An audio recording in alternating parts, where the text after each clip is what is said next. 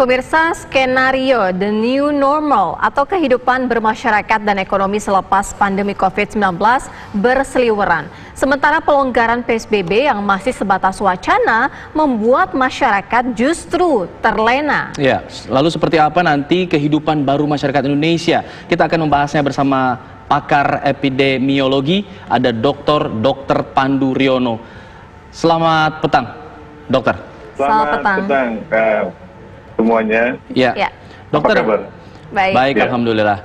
Kalau kita lihat penambahan kasus konfirmasi positif hari ini hampir 1.000 orang. Apakah ini menunjukkan bahwa kita sebenarnya belum siap menuju ke the new normal ini? Iya, jadi kita kan lagi mencapai puncak nih. Jadi akan terjadi peningkatan cukup banyak, apalagi dengan seperti kapasitas testing itu sudah semakin meningkat. Sumbangan terbesar kan dari Jawa Timur. Tadinya Jawa Timur tuh hanya bisa testing sehari itu kira-kira 300-an. Sekarang udah naik menjadi 2.000 per hari. Itu akan membantu antrian yang selama ini terjadi di testing. Sebenarnya memang penularannya masih tinggi di masyarakat. Ini yang kita tidak sadari. Kadang-kadang kelihatannya turun, tapi karena dipengaruhi oleh testing. Jadi testing ini merupakan pencerminan juga apakah kasusnya naik turun atau naik drastis. Yang menurut saya sih perlu dipertahankan ketika testing yang sudah tinggi ini terus menerus. Kalau nanti ketahuan memang sudah turun, ya kemudian turun. Bukan karena testing yang menurun. Ini yang perlu diperhatikan. Ya, dokter, kalau saat ini tadi dokter mengatakan bahwa sedang puncaknya. Artinya masyarakat kita yang tidak sadar akan penyakit ini, bagaimana menyadarinya agar tetap berada di dalam rumah? Ya, ini kan juga menjelang hari Id ya, jadi masyarakat tuh cenderung untuk belanja. Jadi kita harus mengantisipasi, ini bukan hanya kelengahan masyarakat, tapi kelengahan petugas juga. Kan regulasinya dianjurkan untuk di rumah. Mereka boleh berpergian untuk belanja. Nah, pasar harus diatur. Tidak bisa pasar itu tidak diatur dan dibiarkan begitu saja.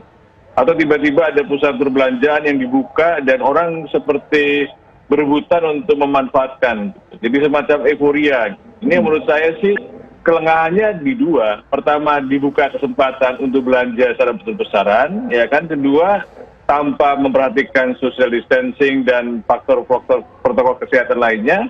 Dan juga masyarakat memanfaatkan itu karena memang butuh gitu, karena selama ini seperti dikekang, begitu dilepas secara sebenarnya untuk belanja aja sudah seperti nggak pernah ke mall atau seperti nggak pernah ke pasar gitu.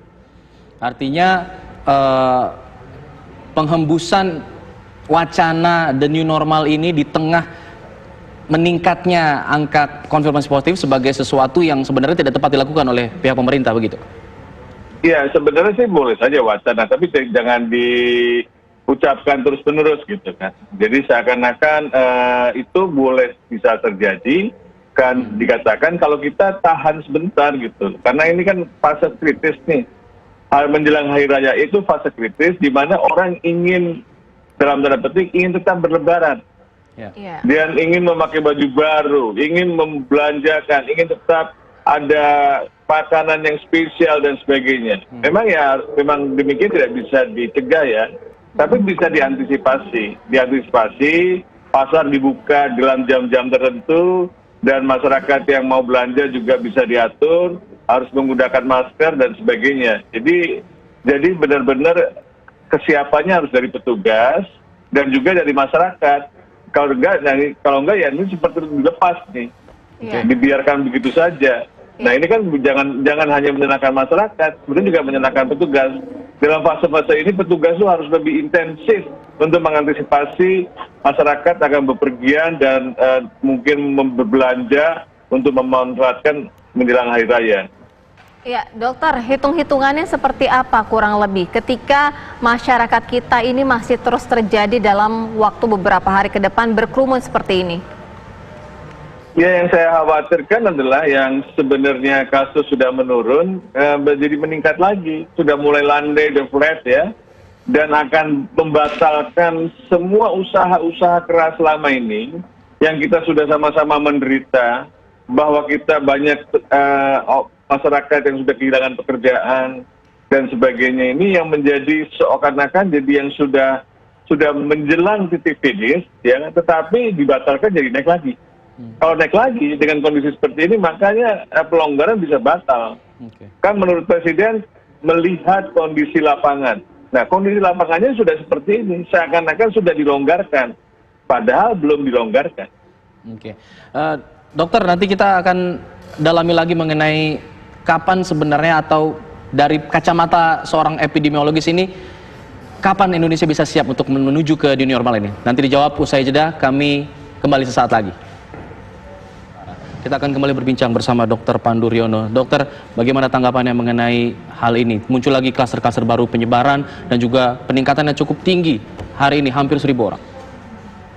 Ya, jadi memang sudah disadari sebenarnya. Sekarang ini sudah kita prediksi bahwa menjelang Hari Raya Idul Fitri ini, sampai seminggu nanti setelah Hari Raya Idul Fitri itu terjadi peningkatan yang cukup drastis. Diharapkan itu adalah puncak dari penularan ini. Sehingga setelah itu mungkin diharapkan menurun, tetapi mungkin saja terus puncaknya masih terbentuk kalau masyarakat masih dan regulasi yang ada itu tidak bisa diterapkan dengan ketat. Sebenarnya kan kita harus sama-sama antara masyarakat dan pemerintah untuk menerapkan supaya pembatasan sosial ini sukses. Karena pembatasan sosial ini sukses itu hanya bisa dilakukan kalau pemerintah itu menerapkan dengan tegas dan masyarakat juga mematuhinya. Itu yang menjadi kuncinya. Ya, Dok. Apa yang paling tidak bisa dilakukan pemerintah agar tidak semakin bertambah jumlah terinfeksi COVID-19? Ya, menerapkan betul-betul aturan yang sudah diterapkan. Aturannya sudah bagus di atas kertas, tetapi implementasinya di lapangan itu kurang bagus. Kita masih melihat kerumunan orang banyak, pasar ramai, dan tidak ada protokol kesehatan. Pusat perbelanjaan juga demikian, tidak ada protokol kesehatan yang benar-benar diterapkan. Kalau mau diterapkan ini, pelonggaran ini kan seperti seolah-olah sudah dimulai gitu. Padahal belum dimulai. Ini kan menurut saya akan membatalkan semua ini. Apakah kita akan memperpanjang lagi pembatasan sosial lagi? Sebenarnya kan kita harus sudah cukup lama melakukan pembatasan sosial, tetapi sayangnya implementasinya tidak optimal. Baik, terima kasih Dr. Pandu Riono selaku ahli epidemiologis dari UI sudah berbagi pandangan kepada kami. Semoga ini membuka pikiran masyarakat agar bisa menerapkan PSBB dengan benar. Dan tetap berada di dalam rumah ya.